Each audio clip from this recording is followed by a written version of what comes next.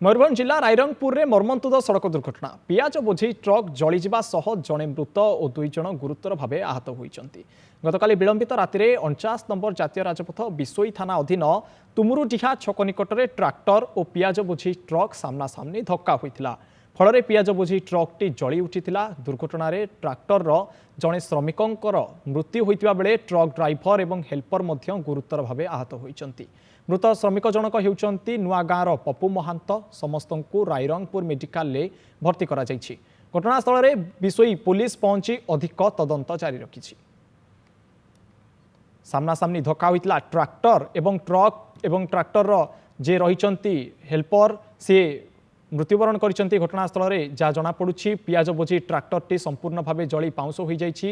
अन्य 2 जन मध्य आहत होइछंती। समस्त मेडिकल भर्ती करा जायतिला। मयूरभंज जिला रायरंगपुर में यह मर्मन्तुद सड़क दुर्घटना देखा मिली।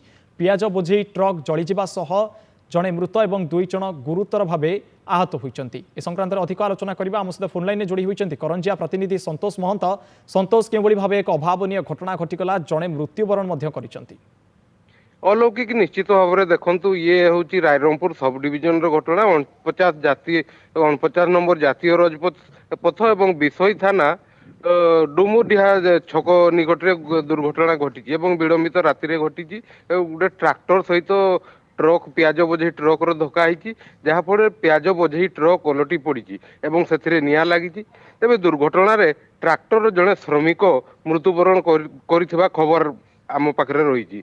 तो घटना को लेकिन बिशोई पुलिस अधिक तदंत करुच्ची। अलौकिक निश्चित भाव अधिक तदंत जारी रही। तदंत पर ही जहाँ स्पष्ट हो पारे बहुत बहुत धन्यवाद संतोष आम सहित फोन लाइन जोड़ी होगा।